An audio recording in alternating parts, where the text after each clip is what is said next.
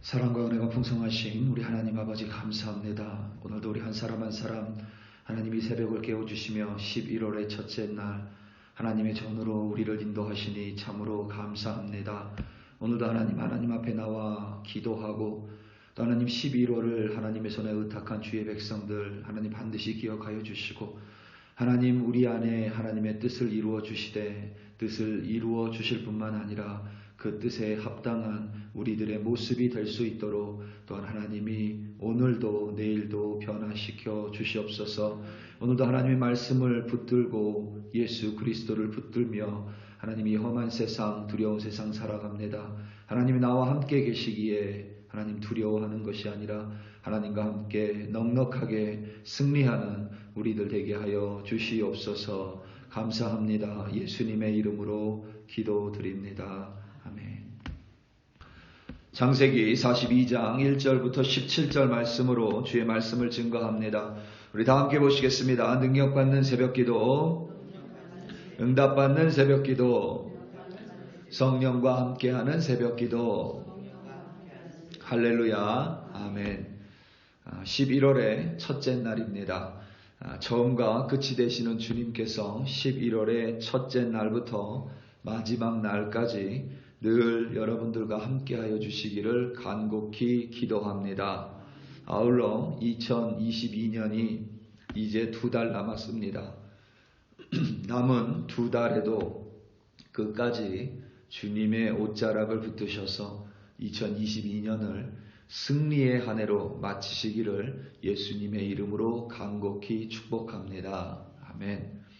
누가복음 15장을 보면 우리가 잘 아는 탕자의 비유가 있습니다. 아버지에게는 2 아들이 있고 그 중에 작은 아들이 아버지에게 유산을 먼저 상속해 달라고 말한 후에 그것을 가지고 먼 나라에 가서 모두 탕진해 버립니다. 거지가 돼버린 둘째 아들은 돼지 먹이인 주업 열매로 배를 채우려 해도 그것마저 여의치 않은 상황, 어려운 환경에 처해 있습니다. 이에 그는 아버지에게 돌아가기로 결단하고 이미 거지의 몰골로 아버지의 집을 향해 발걸음을 뗐습니다. 아직도 거리가 먼데 아버지가 거지 몰골의 모양을 한 둘째 아들을 알아보고는 측은히 여겨 달려와 목을 안고 입을 둘째 아들에게 맞춥니다. 사실 이것은 반대가 되어야 맞습니다. 무슨 말이냐면 아버지는 둘째 아들이 떠났을 때에나 그가 돌아왔을 때에나 변화된 모습이 거의 없습니다. 세월의 흔적만 있을 뿐 하지만 둘째 아들은 그 모습이 완전히 변화됐습니다. 쉽게 말해 그는 부잣집 도령에서 거지 나부랭이가 됐고 떠날 때는 비단 옷을 입었겠지만 돌아올 때는 거지와 같은 누더기 옷을 입었습니다. 떠날 때에는 고운 피부였겠지만 다시 돌아올 때는 때가 가득 낀 얼굴이었습니다. 당연히 이 탕자가 먼저 아버지를 알아봐야 함이 맞습니다. 아무리 멀리 있더라도 변하지 않으신 아버지를 먼저 알아보고 그 아버지 앞에서 염려 근심하며 어떻게 아버지의 면을 볼 수 있을까 고민하고 용서를 빌어야 하는 것이 맞습니다. 그런데 탕자의 비유에서 거지 몰골의 둘째 아들을 아버지가 먼저 알아봤습니다. 그리고 먼 거리에 있을 때에 그를 향해 아버지가 달려와 반겼습니다. 그 이유는 아버지가 둘째 아들이 집을 떠난 후에도 그 둘째 아들을 단 한 번도 잊은 적이 없기 때문에 그렇습니다. 잊지 않은 이유는 아버지가 둘째 아들을 잊을 수 없었던 이유는 당연히 그 아들을 향한 사랑 때문입니다. 누군가를 진심으로 사랑하면 세월이 흘러도 알아볼 수 있습니다. 그런데 그 반대도 가능합니다. 누군가를 미워하고 싫어하고 증오하고 분노하면 그를 잊지 못합니다. 나를 못살게 굴었던 사람, 나를 괴롭혔던 사람, 나로 하여금 분노하게 만들었던 사람을 우리는 쉽게 잊어버리지 못합니다. 어떤 면에서 그러한 사람을 우리는 더 잘 잊지 못합니다. 영화나 드라마 같은 것을 보면 학창시절에 자신을 괴롭혔던 그부가 성인이 되어 마주칠 때가 있습니다. 그러면 대개 그 학교 폭력의 가해자는 폭력뿐만 아니라 피해자 자체를 기억하지 못합니다. 그 폭력의 피해자는 늘 기억하고 끔찍한 기억이 되살아나 그 자리를 피하거나 혹은 도망칩니다. 혹은 자신에게 폭력을 가했던 그 가해자를 모른 채 합니다. 누군가를 사랑해도 우리는 그를 기억하고 누군가를 증오해도 우리는 그를 기억합니다. 요셉이 애굽의 총리가 되었습니다. 애굽으로 끌려온 나이가 요셉이 17살 때입니다. 총리가 된 나이가 30이고 7년의 풍년이 이미 지나갔습니다. 바로의 꿈처럼 7년의 흉년이 시작됐습니다. 그러니 요셉의 나이는 최소한 37살 혹은 38입니다. 요셉이 애굽에서 지난 세월이 최소 20년이니 그가 가나안에서 아버지 야곱과 형들과 지낸 17년보다 더 오랫동안 애굽에서 살았습니다. 애굽뿐만 아니라 주변 모든 지역에 기근이 들어 먹을 양식이 부족해졌고 야곱은 그의 아들들에게 애굽에 곡식이 있다 하니 그들로 하여금 애굽에 가서 곡식을 사오라고 종용했습니다. 이에 베냐민을 제외한 요셉의 형들은 애굽에 도착했고 애굽의 총리 앞에 와서 엎드려 절했습니다. 오늘 말씀 6절부터 9절입니다. 때에 요셉이 나라의 총리로서 그 땅 모든 백성에게 곡식을 팔더니 요셉의 형들이 와서 그 앞에 땅에 엎드려 절하매 요셉이 보고 형들인 줄을 아나 모르는 체하고 엄한 소리로 그들에게 말하여 이르되 너희가 어디서 왔느냐? 그들이 이르되 곡물을 사려고 가나안에서 왔나이다. 요셉이 그의 형들을 알아보았으나 그들은 요셉을 알아보지 못하더라. 요셉이 그들에게 대하여 꾼 꿈을 생각하고 그들에게 이르되 너희는 정탐꾼들이라 이 나라의 틈을 엿보려고 왔느니라. 아멘. 요셉의 형들은 애굽의 총리가 된 요셉을 전혀 알아보지 못했습니다. 그리고 그 앞에 예를 갖추어 절을 했습니다. 그 모습을 보고 오늘 본문 9절이 요셉이 그들에 대하여 꾼 꿈을 생각하고라고 증거합니다. 요셉이 20여 년 전에 꾼 꿈, 자신의 곡식단에 다른 형들의 곡식단이 절하는 꿈, 하늘의 천체가 자신에게 절하는 꿈을 형들이 자신에게 절하는 모습을 보고 기억하게 됐다는 의미입니다. 요셉은 결코 꿈을 묵상하고 꿈을 붙들었기에 애굽의 총리의 자리에 올라선 것이 절대 아님은 성경이 분명하게 증거합니다. 요셉의 형들은 요셉을 알아보지 못했지만 요셉은 형들을 한눈에 알아봤을 뿐만 아니라 자신의 친동생인 베냐민이 그들과 함께 있지 않는 것조차 대번에 알아챘습니다. 만약 요셉이 자신의 옷을 찢어버리고 자신을 죽일 계획으로 구덩이에 던져 쳐넣은 형들에 대해서 또 미디안 상인에게 자신을 팔아버린 그 형들에 대해서 미움과 증오와 분노와 복수심으로 가득 차 있었다면, 그래서 형들의 모습을 잊어버리지 않고 한눈에 알아봤다면 요셉은 그 자리에서 그들을 바로 죽이고 자신의 증오의 복수를 얼마든지 행할 수 있는 자리에 있습니다. 하지만 요셉은 그렇게 하지 않았고 그것은 요셉이 형들을 자신의 증오와 분노와 복수심으로 알아채지 않았음을 의미합니다. 요셉은 형들을 사랑했고 그들을 그리워했습니다.